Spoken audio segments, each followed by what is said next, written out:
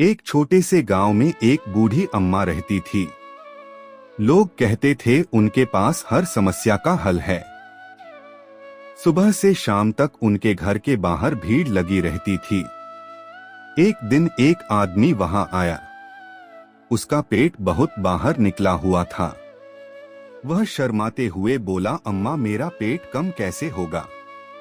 अम्मा मुस्कुराई और बोली, बेटा पेट एक दिन में नहीं बढ़ता और एक दिन में कम भी नहीं होता। सुबह उठकर गुनगुना पानी पी। खाना खाकर तुरंत मत लेट। थोड़ा थोड़ा चल और मीठा तला हुआ कम कर। आदमी चुप हो गया। उसे अपनी गलती समझ आ गई। तभी एक औरत अपने छोटे बच्चे को लेकर आई। उसकी आंखों में चिंता थी। वह बोली, अम्मा मेरे बच्चे की हाइट नहीं बढ़ रही।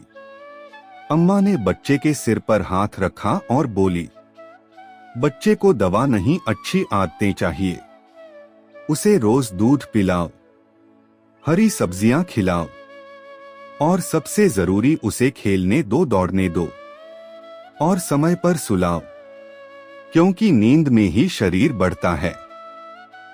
इतने में एक तीसरा आदमी जल्दी जल्दी वहां आया। वह बोला, अम्मा मैं खाना खाने के बाद तुरंत नहा लेता हूं, क्या यह सही है। अम्मा बोली, नहीं बेटा यह सबसे बड़ी गलती है।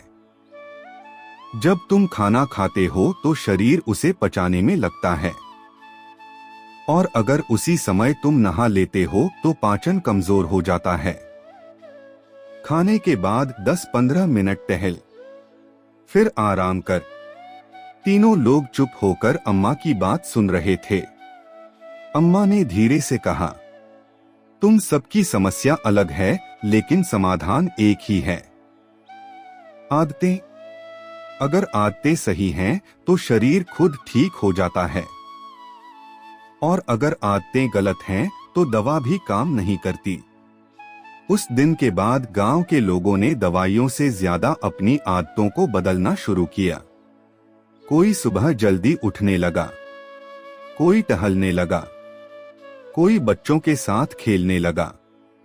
धीरे धीरे उनकी सेहत सुधरने लगी और उनकी जिंदगी भी बदल गई।